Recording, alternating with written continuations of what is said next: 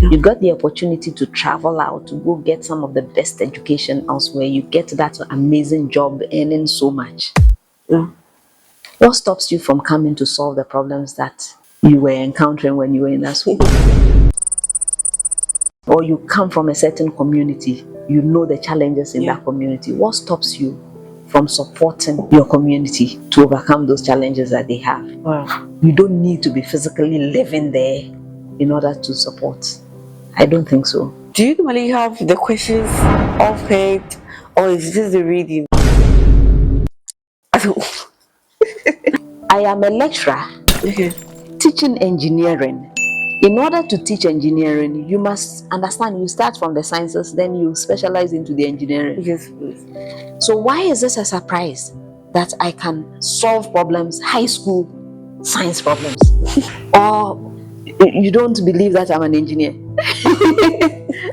I went to secondary school. I was a science student. I studied physics, chemistry, biology, mathematics, all those things. Add math. I studied all those things. I went to university. I studied the foundations, the basic sciences, mathematics. Then I studied engineering, all those engineering. I have a first degree in bioengineering.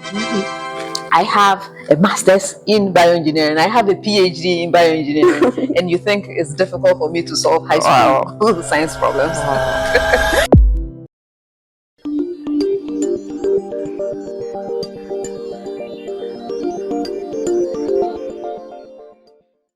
I have with me here the most beautiful ever looking, like she's always looking younger, so sweet.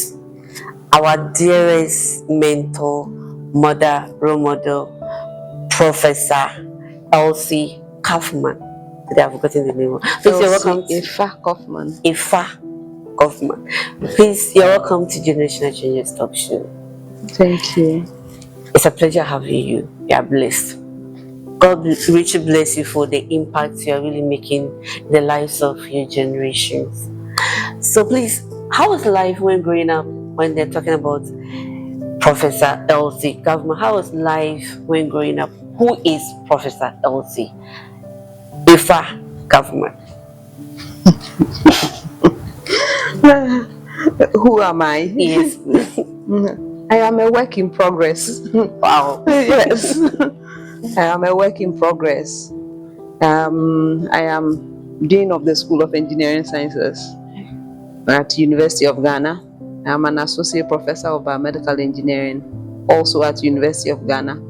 I have been doing a lot of work in education. I'm trying to change the way in which we teach science and appreciate science and math in this country and beyond. I am an engineer. Is there anything else? Okay, so please, a woman coming to this level, how's life? The challenges, how's life? Did you get it from childhood? A lot of people, some people are being born into rich home. Did you get that? And what were some of the difficulties that you went through right from childhood? And how were you able to turn these challenges into opportunities? Okay, so my family life, both of my parents were teachers. Okay. Yes. My mother started teaching when she was very young. She was a pupil teacher at one point. So she spent much of her life teaching. My father too was a teacher, and he rose through the ranks and eventually became Director of Education, Western Region. Before he went on retirement. He's passed on now. But yes, so those were my parents. I was the eldest child, and I had 3 other siblings. In the house, we grew up with, my parents were reasonably strict. I would say they were strict. Yes, and we were brought up to appreciate certain principles in life. For example, time consciousness was non-negotiable with my father, right?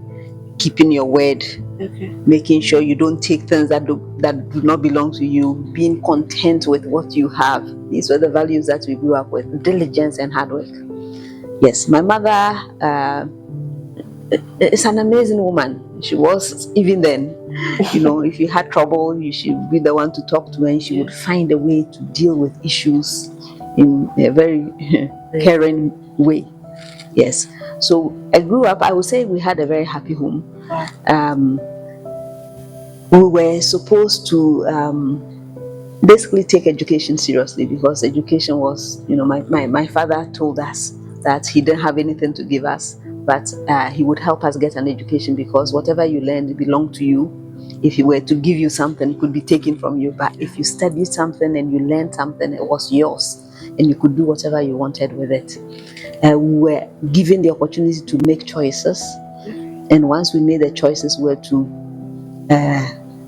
do our very best. You're either the best at something or among the best. That was the expectation. So that's the kind of household that I grew up in. So, Auntie, wait, you taking decision on your own, choosing, you really, really making impact in the lives of the youth through this. What inspired you to do this? Come on. Okay, I actually found myself in engineering school.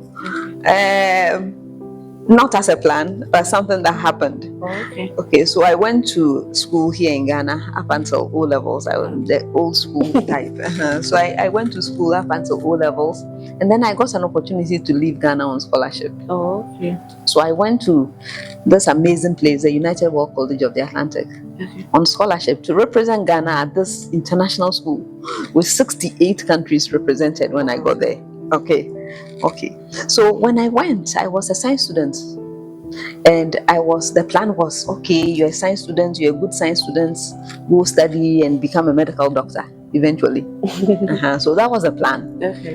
And then by the time I finished that school and I was planning the next stage, what to do, I had decided that I would go to the US. Okay. That was when I found out that in the US, you don't just go directly into medical school, you have to do some pre-med.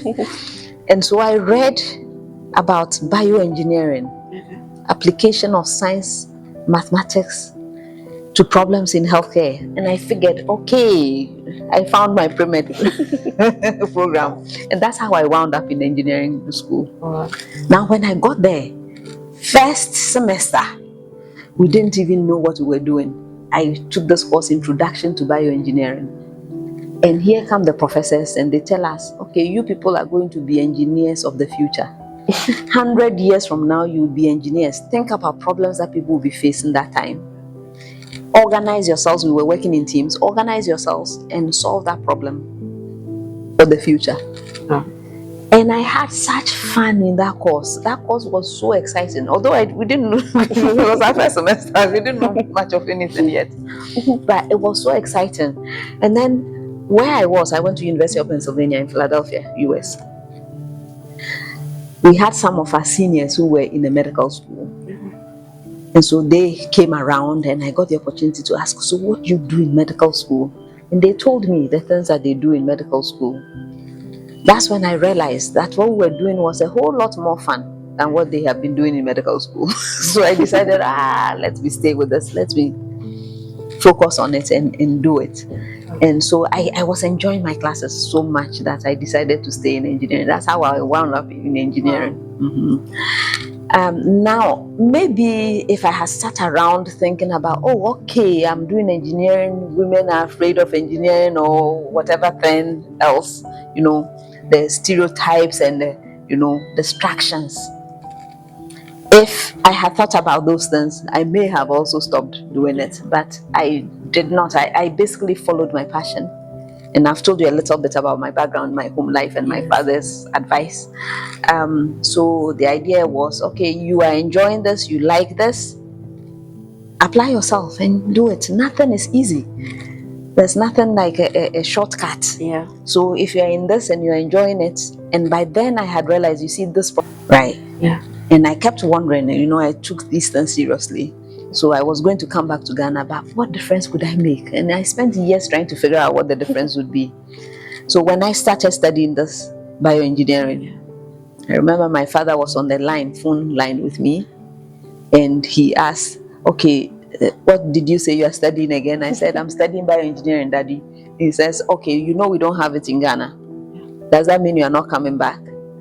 And that was when it clicked for me that was the difference I was going to make. Okay. So, yes, I had decided to study this thing, which was not known at all in Ghana. I have decided that I need to be the one to bring it home to Ghana because it was so enjoyable and so important. And I needed to make sure that I went as far as possible because I needed to be an authority. Otherwise, if I come home, I'm bringing this new thing, who would listen to me? That was my thinking. So I decided then that I must go as far as possible. I must do the PhD so that I'm an authority in it. Authority. So that's how it happened. The boss lady. And today you are the boss lady. Your life is a revelation to others. Very impactful. Have you ever had any challenge that nearly made you give up in this particular field, the engineering field, from school, work? Challenges are a part of life. That's my attitude. You know, if you are not facing a challenge right now, you are getting ready to face one. And so what I have done was really not focus too much on the challenges, but to focus on the learning opportunities I gain from the challenges, because when I'm able to pass through one challenge, I have a challenge. So that's basically what I did. And I studied hard. Right? I studied hard. So at the end of the day, I got the best grades in my class. Okay. Wow. Yes. Then I got this opportunity to go to the UK, and then so that's one challenge. Now in the US, let me talk about academic challenge. Maybe I'll talk about two of them. The undergraduates, I'll talk about the academic challenge. Okay, so when we got there, I was in this engineering program. They said you can study whatever you like, pick whatever courses you want, and this place is full of superstars. And so I decided, okay, fine, I'm going to do bioengineering and I'm going to add chemical engineering to it. Wow. My advisors did not tell me to stop. They said, okay, are you sure? I said, sure, I can do it. And I started. Assignments. I was in class all day long because I had to take 2 sets of courses, for the bioengineering and for the chemical engineering. And then in the evenings, I could not sleep because I had assignments from both programs. In the end, I realized that no, I had to live to tell the story. So I went crying to my advisor. I need to drop something. I simply can't handle it. And thankfully, they allowed me to drop it. Wow. Okay, so what I learned from that is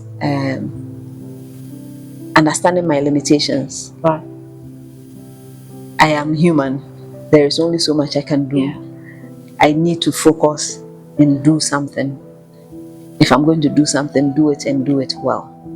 I need to survive to tell the story. So I need to take care of myself as well to be able to do that. That was a lesson from there. So, not that I was not a good student, but and even then, I remember physics. Before this time, I had never had a 0 in anything before. My first year physics course, diagnostic quiz. The professor had not taught anything yet, but he wanted to check. He gave us a quiz. I had a 0 in the quiz. Oh, yes. Come and see crying, and I wasn't the only one. the boss lady. Again, you see an academic challenge. Yeah. So basically, and then he told us he would be doing it regularly. It's a quiz. So I had to re-strategize. Okay, never again will I get a 0. So what do I have to do? Basically, I had to make sure I was preparing ahead. Yeah. I would do the readings for the course ahead of the class. Never had a 0 again. Okay, wow. So you see how the difficulty, whatever challenge you're facing, you use that to strategize and deal with the future challenges. Wow. Okay, financial challenge.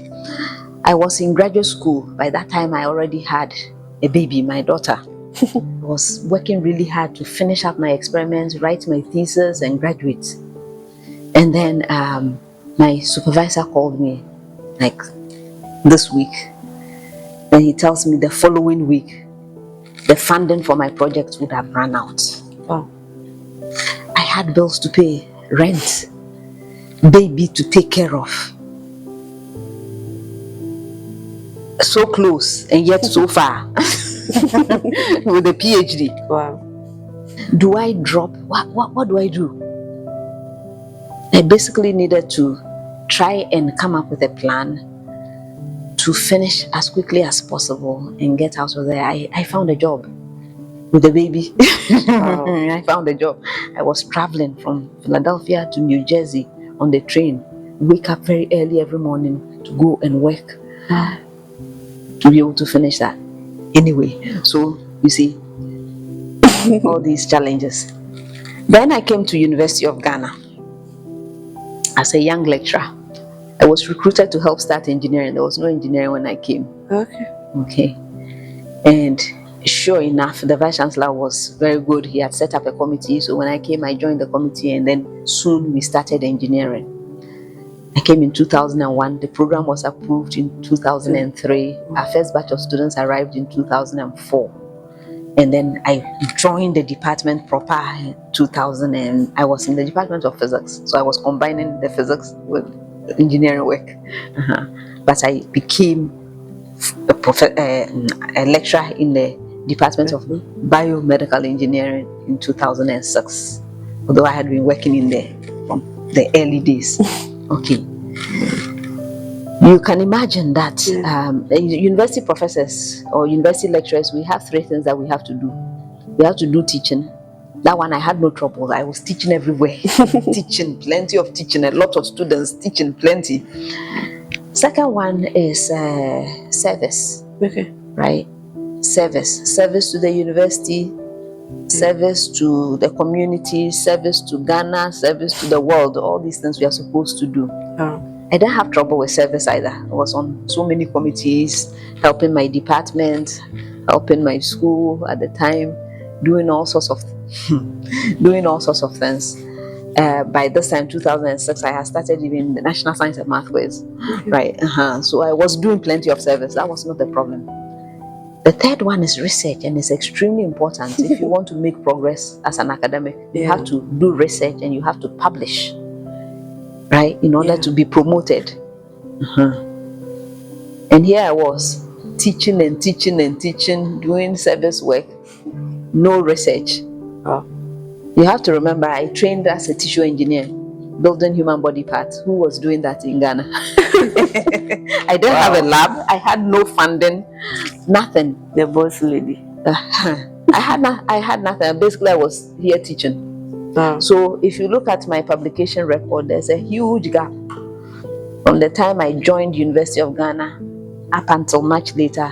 I was doing no publishing or research, and the workload was also very heavy. There were only 2 of us in the department teaching all courses. I was teaching up to 6 courses a semester, and the students were fresh students, so they are not doing research for me to publish.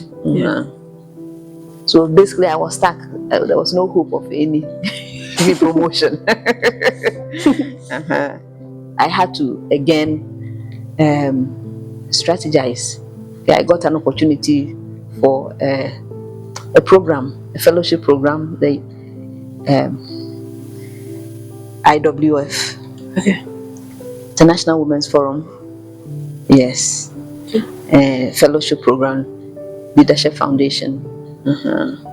And I was in there, and basically the experiences there taught me that again I had to take care of myself to survive in order to make more impact. So I took a break. I took a sabbatical leave, and I needed help too because my children were also young. I couldn't just go and do research and nothing else. So my mother came, supported me. So I would go for 2 months, 1 month, 2 months at a time, go get some research done, come back. That's when I started publishing again. So yes, the challenges are ever present. Even now as a dean, I have many challenges. Many of them. But I use the experiences that I have had in the past as a launch pad to convince myself that the new challenges come in, I can reorganize myself, I can re-strategize, and I can find my way through those as well. Wow. Knowing your limits as a human being. Auntie, I salute you. And I tap into the grace. Because your life, someone might look at you and think that, oh, this woman, she started her life this, but there is more to learn from you as a woman, and I call you the boss lady. So only last 2 years, they stole your bag. No, your bag got missing. Oh. That was 2017. It wasn't 2 years ago. I think it was 2017, yes. So your bag got missing.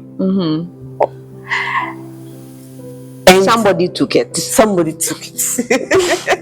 person was keeping it for you. Or the person was whatever it was, he took it.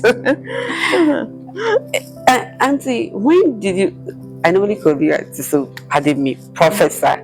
No problem. Okay, whatever makes you comfortable. So in 2006, that was when you were called into the timeline, for us National Science and Maths Quiz Mistress. Okay. Yes. What do you think made them to come for you? Because there are a lot of people, but they chose you, and for all this while you have been the maths mistress, like the quiz mistress. What is that uniqueness? What do you think? All right. Actually, I joined the team in 2005. Okay. I showed up on stage for the first time in 2006. Okay, because it takes preparation. You don't just get up and go sit there. So 2005. Okay, at that time, I was in the Department of Physics. I told you that when I came to Ghana, there was no engineering. So my home department was the Department of Physics. Now, as a lecturer, a young lecturer in the Department of Physics, by the way, I was the only woman there as a lecturer. All men and me, the boss lady. Yes. So I was working really hard. I really take my job seriously. You know, whenever I decide to do something, I put my all in it. So I was working really hard. At the time, the physics consultant on the program was my head of department, Professor Odrofriye. Okay. So you see, I tell my mentees all the time, it is what you do with one opportunity that opens the door to the next one. So this my head of department obviously had been observing the way I do my work. I was always in the lab with the students, making sure that they are doing the right things, you know, teaching, all kinds of things. And he had observed it. So at that time, I had no idea about this program. I didn't even know anything about it. I didn't know it existed because I didn't watch TV. Okay. So he called me and said, oh, you know, there is this program and they are looking for a quiz mistress. And so I want to nominate you. I think you can do it. I didn't know what to think because I've never seen it. Okay. So the people from Primetime, the producers of the program, they wanted to find a quiz mistress because the quiz mistress at the time was getting ready to go do her PhD. Okay. So there was a vacancy on the team, and that's why. And so I was nominated by my head of department. Okay, I had to go watch the recording, and in those days they were doing it at Achimota School. Okay. So I went to Achimota School, observed one contest, and then I spoke with the quiz mistress, and she told me what she does. And so I said, okay, I guess I can do it. That's how it happened. Okay. So when I came back, then I told my head of department, yes, I think I can do it. And so then they brought in the chief consultant at the time, the late Professor Awatri, may he rest in peace. So Professor Awatri then brought in the Primetime people. Primetime people came to the Department of Physics. They brought a camera and they had me read so that they would see what I looked like on screen, I guess. And then they decided that yes, they would try me, and that's how it started. So I joined the team, moderation meetings, going through questions and all that. And then 2006, I showed up on stage for the first time. So, do you normally have the questions off head, or is it just the reading? Because sometimes I just ask myself, how are you going to get the answers? You know, people normally ask. Yeah, sometimes I'm even surprised. I am a lecturer teaching engineering. In order to teach engineering, you must understand, you start from the sciences, then you specialize into the engineering. Yes, please. So why is this a surprise that I can solve problems, high school science problems? Or you don't believe that I'm an engineer? You don't believe it? I believe it. You are the boss lady. The boss lady. I went to secondary school. I was a science student. I studied physics, chemistry, biology, mathematics, all those things. Add math. I studied all those things. I went to university. I studied the foundations, the basic sciences, mathematics. Then I studied engineering, all those engineering. I have a first degree in bioengineering. I have a master's in bioengineering. I have a PhD in bioengineering. And you think it's difficult for me to solve high school science problems? Wow. No. The program is organized by a team of consultants. There are 4 subject consultants, right? So each of them will set their questions. When they set their questions, they put down what they think the right answer is or what answer they are expecting. Then all of us, me, I'm the general consultant. I chair the moderation meetings. Always the boss lady. Yes, I chair the moderation meetings. When we meet, we read every single question. Yes. Then I have to decide, okay, you want this question for this round. Will this question work for that round? What level of competition are we? Is it difficult enough or easy enough for the level? Those decisions are mine to make, right? But the content in terms of the questions themselves, they come from the consultants. Now you have to know that if a human being is always doing these things, they are liable to make mistakes. We all make mistakes, don't we? So you have to wonder how a program like we have is live, real time, right? So if you check our error rate, it's very low. So somebody must be doing quality checks. Or so I'm able to reject questions. I'm able to accept questions. If I don't fix a problem before I get on stage, when I'm on stage, I have to be certain questions. Then I have to check them ahead to make sure that we haven't made any mistakes. Everything is fine. Occasionally we have an error, but it's very rare. So it's a lot of work to make sure that all the questions are in order and the contests are exciting enough. Wow. So a lot of work. They will always put a lot into it. Most people think that it's just you pick it, you bring it. Some of these people should go and try. She's the boss lady. So please. She's the questions, I don't know. I think Acrobato. So Acrobato tried doing this with you. And I'm going to visit him soon. It wasn't easy. I'm going to get him to solve last year's problem. And we have to be there to know how he will solve everything, because we want to know. Maybe he will be the winner, then you become the second for the first time in history. Yes, he is. I think he really loves you so much, because the way he always wants to calculate your things. Yes. I'm going to see him. I need to see him. Yes. Wow. So and there is this thing. Why is that men? We don't really see men to be part of.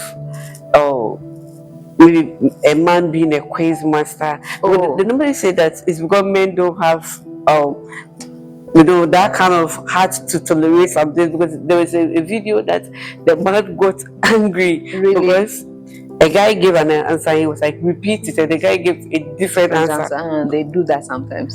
So is it because of that, or no? Actually, we do have male quiz masters in the regional competitions.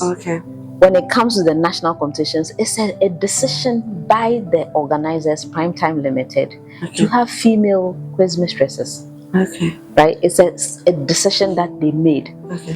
Why? You have to understand the history of this program. The program is already 31 years old, right? Yeah. In fact, it's going to be 32 years old, right? This year, 2025, 32 years old. At the time that program was conceived, people were not really interested in the sciences, not that much. So this program was supposed to get interest in the sciences. What was even worse, there was such underrepresentation of women in the sciences.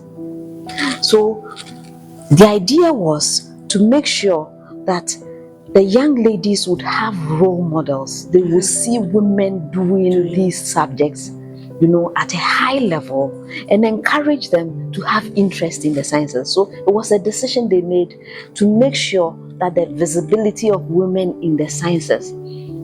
So that is the reason why they have made sure all these years that at the national level, we have quiz mistresses. If you look at the regional level, you will find quiz masters. Wow. Wow. So please, the boss lady has answered the question. Yes. Because people have been asking, and please, has this program really make impact in this country? Because sometimes people will be, it's just point show. What impact has this country really received, from like this program? Okay, first thing is, you have to know that I am a professor, so I am into research. Yes. So for many years, I've been asking for a study to be done so that when I speak, when anybody talks about this program, we are speaking from the viewpoint of having evidence to support our statements. Up until now, nobody has done that study. So I'm giving you the disclaimer before I go ahead and tell you other things. Okay.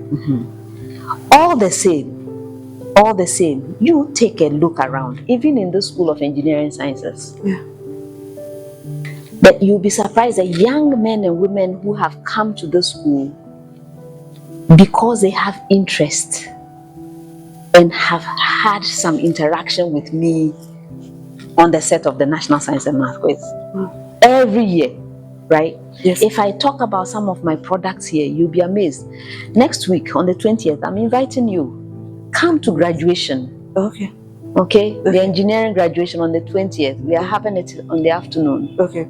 I think it's the afternoon session. Please check. But on the 20th, we'll have engineering. Okay. Our valedictorian. Wow. Our valedictorian. He has a grade point average of 3.97. Wow. Okay? He was a National Science and Math Quiz contestant from the Upper West region. Wow. Wow. Okay? He decided to come to computer engineering here, and he's not the only one. A couple of weeks ago, I met one of my graduates doing so well. You remember Sahini? Yeah. What's his name? West Africa, the year that they went to the finals. One of them is a product of biomedical engineering from here. He now is a clinical engineer. He's one of those people that looks at medical equipment, right? Yes. So if I were to talk about the products, and whenever I meet them, I make sure I take pictures with them and I'm posting. And these are the ones in Ghana. Go to medical schools across this country, you will find National Science and Math Quiz past contestants. Go to engineering schools at KNUST here, you will find them plenty. Okay? If you still don't think that they are contributing to Ghana's growth, that's up to you to decide. What is even more interesting is the ones that go outside. Yeah. Right? Yes. Many of them use their appearance on the program. They use the videos to apply to schools, some of the best schools in North America. Okay? When they go, they excel. Many of them don't come back. They're actually helping to grow other countries. So actually, what my issue is for Ghana to benefit more. If Ghana would have a program for these bright young people that we identify on this program, Yeah. we are basically showcasing our best and brightest to the world for them to come and recruit free of charge. But if we can get them to come back and support, it will be amazing. But many of them are out there doing amazing things. Yeah. Again, they go to engineering school. They like going to engineering school. Some go to medical school. Okay. And they are doing extraordinarily well. Okay? They are contributing to the world. Okay, so what is it that makes it possible for them to do this? For a program, competitions in general, right? They help them, first of all, their study habits are amazing. These people can study anything. They can study to do a study on the impact of this program. Wow. And those outside, please try and advise them, encourage them to calm down so that Ghana will develop. And they should come here with their knowledge that they have acquired, because we need them here. So please, I should advise. yes, so that they will come down. We need them here. They are Why should I be the one to advise? They are your people. Maybe when you talk, they will listen to you. No, actually, what I say is that the world is very different now. Yeah. Okay, the world is very different now. When I went to school, yes, I would have asked people to come, to be physically present to help. But these days, you don't need to be physically present to make an impact. Yeah. So if they want to stay somewhere, let them stay. As long as they have not forgotten where they come from. Yeah. And they are contributing in one way or the other towards their alma mater. Okay, let's start from their alma mater. Towards their community. Yeah. Right? Their communities where they come from. And then towards the country as a whole.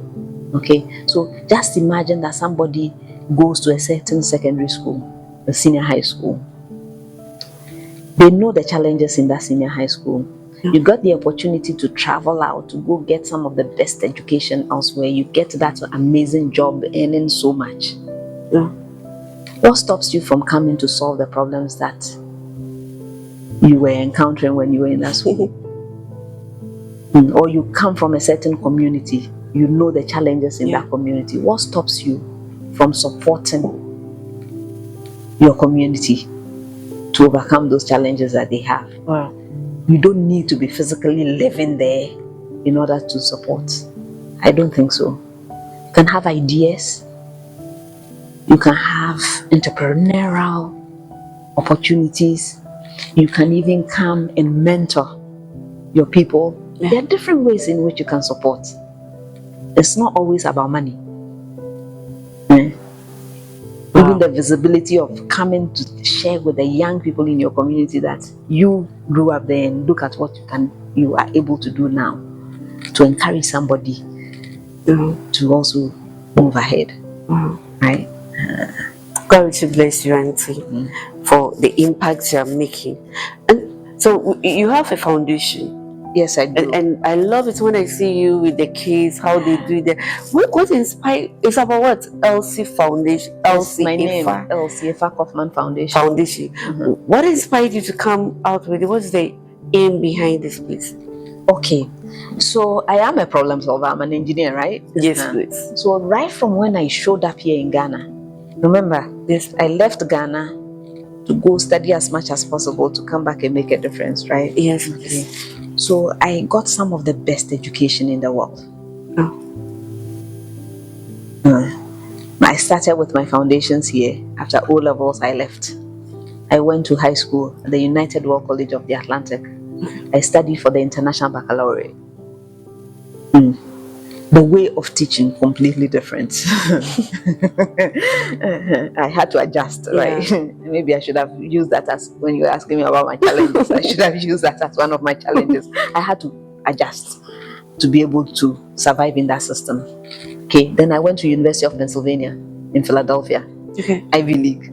Okay, that's where I got the opportunity to do the engineering that made me stay in engineering. Okay, so I went to some of the best schools in the world, okay, and I got a certain way of teaching. What I realized when I got back, and remember my home department was physics, I would go to class and I'm trying to get my students to understand that the science that I'm teaching, I was teaching first year physics. I'm teaching Bernoulli's equation, and I'm bringing spray bottles to class. I'm doing, interesting, and some of the students they wanted to go to medical school. Yeah. So I was basically disturbing them, apply the concept to this. It was just disturbance. They just want to memorize the thing, get their high mark, and be accepted into medical school. Wow. So this is a challenge, a real challenge I met in my classes. Okay. The same way the issue, I do a lot of work with women as well. I found very few women in my classes in those days. So that was also another thing I observed. Then I came to engineering. It was the same thing. Engineers, I thought, would be interested in solving problems, complex problems. And I tell my students, okay, go out, find a problem, come to class and let's solve it. And they're like, they're expecting me to tell them the solutions. So I remember one time I asked them to bring problems. They came, no problems. Oh, everything is fine in Ghana. Wow. So I said, no, you must find a problem.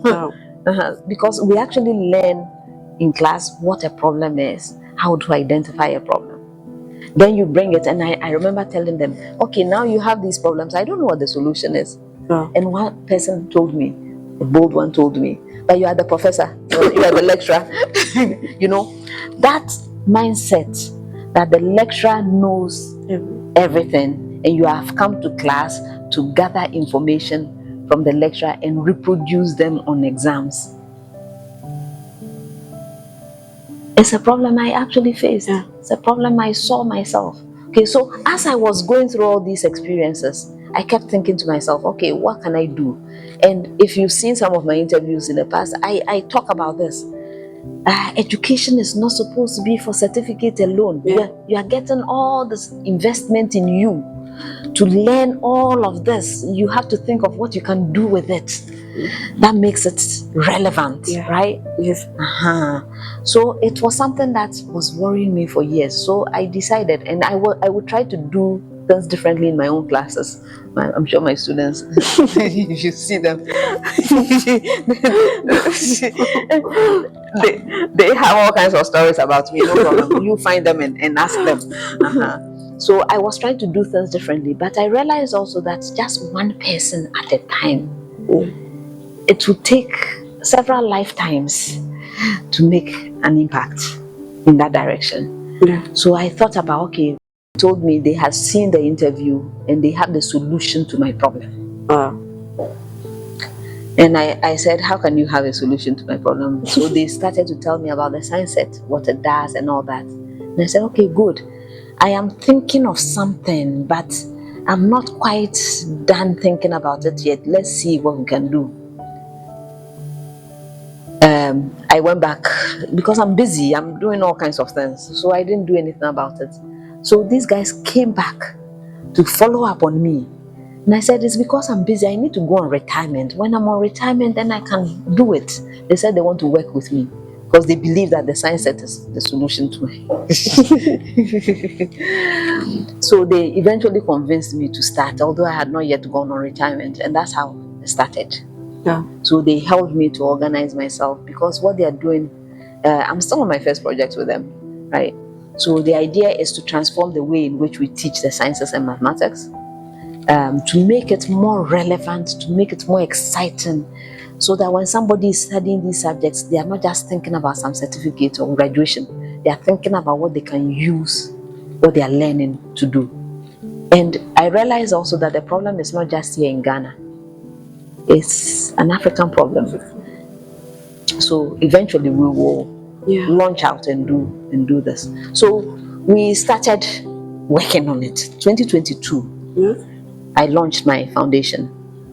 What I'm trying to do, first of all, everybody has some position in it. Just that it's a lot of work if I'm to do all of it at once. So I'm doing it systematically. The first one is the learners, the young people. And I'm starting in basic school. Okay. Because by the time somebody gets to me in university here, it's too late.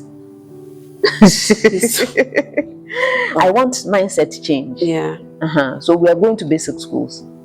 When we go to the basic schools, we want to grow these young people who are passionate about science because they love it, because they are having fun doing it, right? Yes.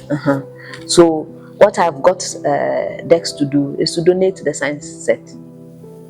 We go to a school, teachers are another serious stakeholder for me. It's not that the teachers don't want to do the right things, but if you were taught a certain way, you are likely to continue propagating the same thing. Yeah. So we found out that there have been teachers teaching well over 10 years. You know how they teach science?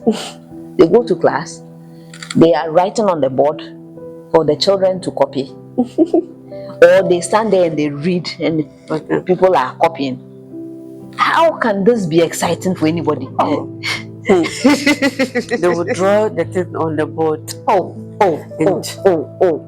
You have to get it by force. Wow. So the thing is, you can't give what you don't have. Yeah. You agree? Yes. Right. So they may have the best of intentions, but when push comes to shove, default mode, that's how they were taught, that's how they will teach. Yeah. When we go to a school, we provide the tools for them to use. We train them so they have confidence. Can you imagine a teacher that is trying to do something different, but the experiment doesn't work? Right? Yes. The confidence will be gone, credibility will be gone. So the idea is to give them the tools and the training so that they are confident to go and do these activities. And trust me, when they start doing it with the young people, the big excitement. They finally understand better. They are actually enjoying it. My daughter was doing national service in a rural area, and she took some of the sets to go and show as extracurricular activity. She said in that school they had absenteeism, right? Some of the children will not come to class during the day, but they will be at the extracurricular because of the fun they are having in their science experiments, right? Anyway, so that is what I'm trying to do at that level. Then of course, why are we producing all these young people with a different mindset, doing all sorts of things? Because we want them to integrate and be useful to society. So we want academia and industry to have. So I want the people in industry to understand this. I haven't done much work in that direction. I've been doing the first two stakeholders, the learners and the teachers so far. But at the end of the day, we want that to happen as well. And then finally, the level of science education in general must improve. All of us. We started talking about parents. Yes. If the parents understood what the power of some of these things were, would they, begrudge their children, right? So that is the idea behind the foundation. So the foundation is my thinking of a solution to a serious problem that we have. But I have been too busy. And it's expensive to do some of these things. Right now, Dex has been donating the sets. I am launching a campaign. Adopt a school. I want people to adopt the schools. You go and find a school you want us to go to. When you adopt a school, provide some funding for us to get the materials. We will come and train your teachers in there. Yeah, so my adopted school is very, very important. Yes, the adopted school. So I'm going to launch this campaign. I need people to go. You bring us which school you want. Come. The only thing is that I don't want to go there, teach the students. I give you materials for one term. At the end of the term is over. I want you to create space in your timetable for extracurricular activity to sustain it. It has to be sustainable because I'm trying to change things sustainably. And God bless you. And God be so like, as a woman, you're really making impact. And you're not just a professor, you're a mentor, you are the Esther of our generation. And see, as a mother, so how has your profession affected you as a mother? you know, as a mother, when it comes to your home, how has it affected it, you know, as a mom, and you having a home, family? How are you able to cope with all this things? Yeah, it's not been easy at all. It's actually very difficult. Yesterday was International Day of Women and Girls with them. So what did I do? I was not the hovering type of mother. I must be present everywhere. I must be micromanaging. No, I give you opportunity to show that you are responsible, right? And when you are responsible, you get more freedom.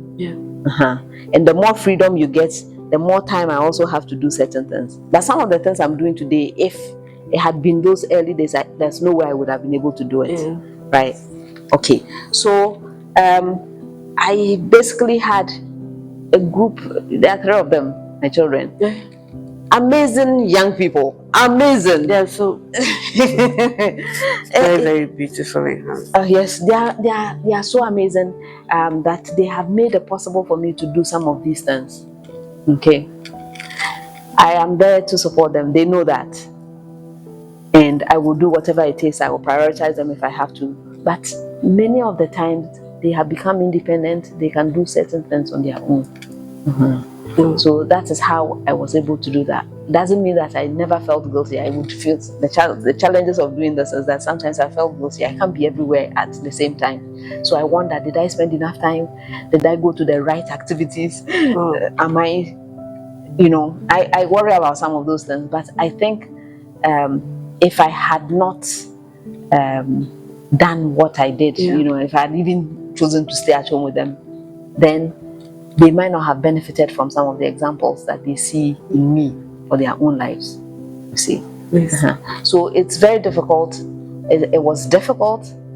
It's still not easy, but it's just some coping strategies. One thing that I do is I'm very, very purposeful. I know what I'm trying to achieve in life. Right? Opportunities will come all the time. Even this interview, you see. You see how long it took you to get me to agree. It's not everything that I can accept. I make an assessment. What the activity is it in line with what I'm trying to achieve? If not, no, I won't do it. If yes, I have to do it and do it well. Okay, so picking and choosing, prioritizing, that's very, very important. Time management skills. I've been saying that I've been praying to God for 2 extra hours a day. 26 hours a day will be very nice. Unfortunately, God, in His wisdom, has not granted me that wish. I don't know what I will one day. I don't know whether He's going to grant me that wish. But being mindful of time, being conscious about time, that also helps. Prioritizing. Then a support system. A support system. I mentioned to you my mother. My mother has been amazing. She's amazing. My sister is also there. Right? So having a good support system when I am unable to do certain things, I know I can get help to do it. Teamwork. I don't say no to help. Many of the things that I do as a team. You see, even my foundation. One of the first things that I did as a foundation, I don't have money to pay anyone. I made a request for volunteers. I wanted 500 volunteers. In a couple of weeks, I had 1,100. I have volunteers in every region of Ghana. Okay, so that synergy of working together with others, that also helps. So there are many different things that I'm doing. Right? But I do have support in doing those things, and the things that you are saying you are very happy with me and telling me all those things. I don't do them alone. I'm really blessed. I am so blessed to have people who have goodwill, some who see the vision and are working along with me. Yes. God bless all of you for supporting my auntie, my sweetest auntie. I love it so much. Very humble, very sweet. Auntie, as a parent, what advice do you have for the parents? And you being a mentor, a mom, a role model, what advice do you have for the youth? The youth in general? Okay, so I should address the parents first. Yes, please. Okay. First of all, I need parents to understand that the children that we are blessed with, that we are given for a period, they are so resilient. We have had a chance to live our lives. We have to understand that these young people that come into our lives for a period, they also have wishes, they have aspirations. That is, if you guide them, they will have aspirations, things that they want to achieve for themselves. And usually, they may not be the same as what you want for yourself. And so, understand this. Understand it. Let's learn what is happening now. These days, there are all kinds of opportunities that may not be what existed when we were growing up as parents, right? So, I don't believe in foisting our own will and wish on the lives of our young ones. I have not seen anybody who has excelled when they are not passionate about what they are doing. So let's find out what we can do is to provide opportunities for our young people to explore safely, of course, to explore safely, to find out what they can do, what they are passionate about, to support them to do those things. That is when they will excel, when they are doing the things that they are passionate about. And these days, it's not about some description of a job, that I'm a doctor, I am this. These days, it's about what skills do you have to solve somebody's problem for them to pay you for that skill, right? So support them to get knowledge, skill, exposure, and experience, and they will determine for themselves what big change they want to make to the world. So that's this for the parents.